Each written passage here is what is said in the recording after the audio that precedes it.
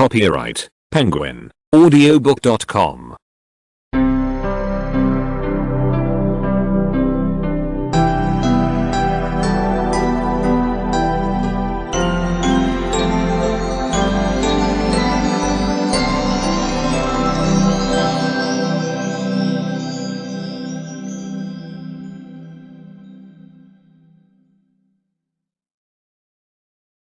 Prólogo. El libro que tiene en sus manos tiene vocación de pequeño manual del liberalismo. Así dicho, se podría pensar que hay alguna connotación negativa en el término. Sin embargo, desde mi punto de vista, es todo un halago. Como profesora sé muy bien lo importante que son los manuales para la iniciación de quien llega a la universidad sin saber nada de una disciplina.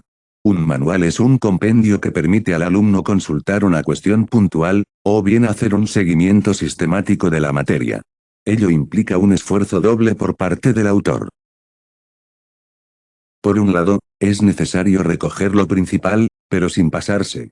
El manual dejaría de serlo si demasiada información convirtiera su lectura en un ejercicio complicado. Tampoco cumpliría su función si el contenido fuera escaso o poco relevante. Por otra parte, el lenguaje ha de ser asequible y atractivo. Porque los manuales son la antesala de las lecturas más profundas y especializadas. Así que tienen el mandato de saciar la curiosidad del lector y, al mismo tiempo, seducirle para que se atreva a dar un paso más en el conocimiento del tema. El extra del presente manual es que es pequeño. No pretende ser exhaustivo, pero sí completo. Tiene la flexibilidad del utilitario, es para todos los lectores y todos los lugares.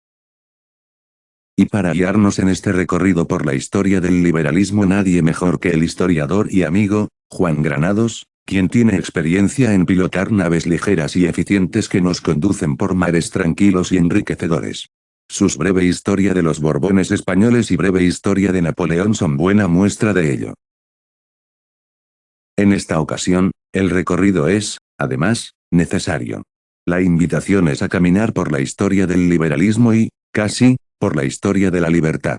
Porque arranca considerando el rol de la libertad como fundamento y raíz de Occidente. Ni más ni menos. Y, desde ahí, comparadas en Grecia, Roma, el Renacimiento, el liberalismo clásico británico, Francia, Alemania, las revoluciones liberales de mediados del siglo VI, el liberalismo doctrinario, los avatares del pensamiento liberal en el siglo XX, hasta recalar en la gran pregunta, ¿y ahora qué? En este recorrido no podía faltar el pensamiento liberal español, desde Francisco Suárez hasta el gran Ortega y Gasset. Con todo, por más que insista en lo asequible del planteamiento y el lenguaje, no deben formarse el lector una idea errónea, estamos ante un libro culto, bien llevado, que, como el buen Cicerone, te explica detalladamente y con erudición lo que estás viendo sin resultar pesado u oscuro. Da pena acabar el viaje.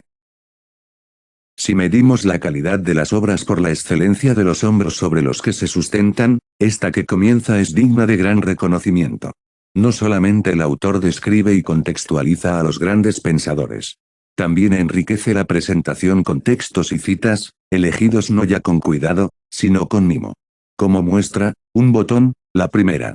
Como si adivinara el interrogante inicial de quien se dispone a leer un breve compendio de algo tan conceptual como la historia del pensamiento liberal, teniendo en cuenta que no tenemos muy claro qué es la libertad, o quién es liberal o no, el autor rescata a Cicerón que nos dice, el buen ciudadano es aquel que no puede tolerar en su patria un poder que pretende hacerse superior a las leyes.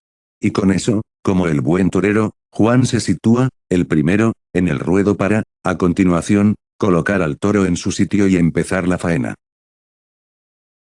También es verdad que Juan es un tipo particular, de los que te felicitan la Navidad con un comentario maravilloso sobre el Plácido de Berlanga y acaba dándote un buen pellizco en el corazón, en el momento en que finalmente Plácido consigue pagar la primera letra del motocarro, llega a su discreta morada y apaga por fin la luminosa estrella que ha paseado por toda la ciudad, en ese instante en que la cámara funde en negro, sabemos que en aquella casucha sin esperanza se han juntado unos cuantos corazones para agradecer que siguen vivos y que se quieren por encima de toda contingencia.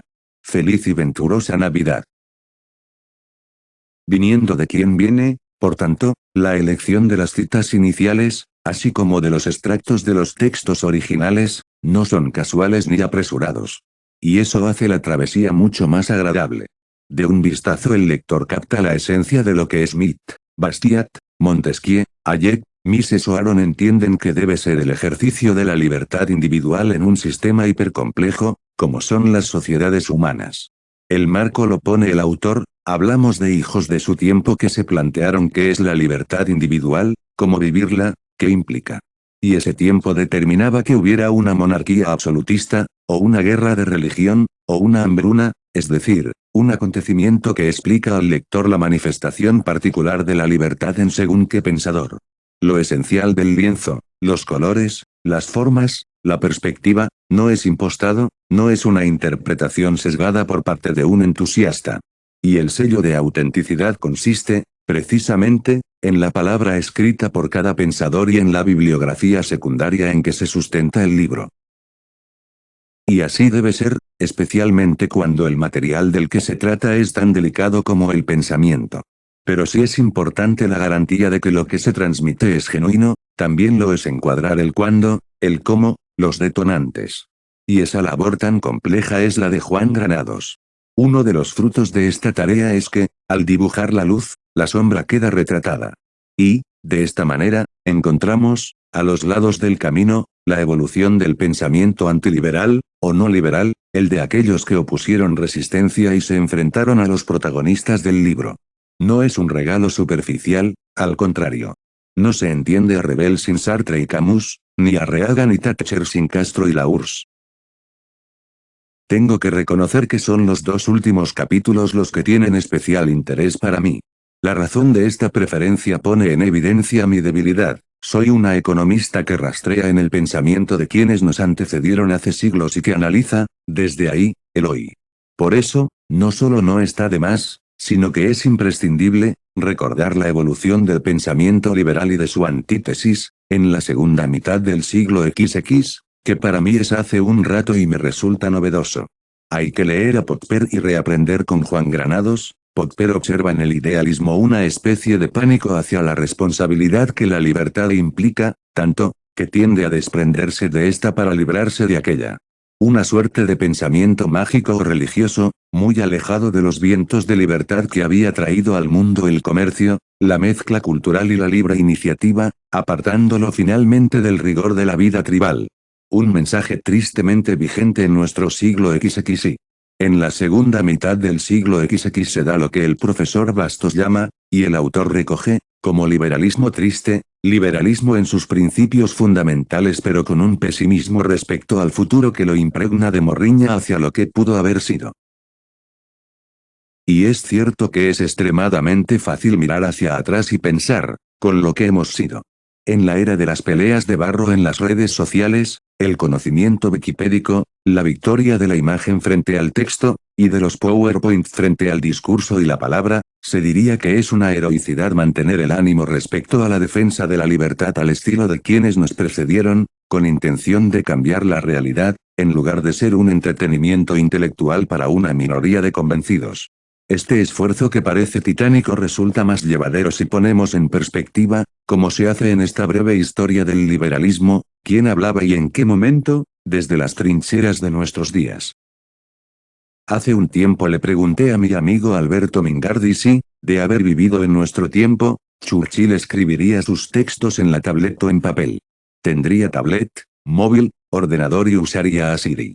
Esa respuesta, que sigo rumiando, como es mi costumbre, me lleva a plantearme si parte del mal del liberal de nuestros días, o libertaria, en mi caso, no es ese pesimismo del que habla Miguel Anxo Bastos. El pesimismo cultivado, regado y abonado es la ruta secreta para llegar a la inmovilidad total. Es la excusa perfecta para no tener que hacer nada, para dejarse llevar por la molicie de la añoranza y la desidia. La batalla de la libertad comienza por la del optimismo, la de la fe en el ser humano. Y, tal vez, es con esa intención con la que Juan Granados ha escogido la cita de Ernst Jünger con la que abre el epílogo. El auténtico problema es que una mayoría no quiere la libertad y aún le tiene miedo. Para llegar a ser libre hay que ser libre, pues la libertad es existencia, concordancia consciente con la existencia, y es el placer, sentido como destino, de hacerla realidad. María Blanco. Profesora de Economía de la Universidad CEU San Pablo. Madrid, enero de 2019.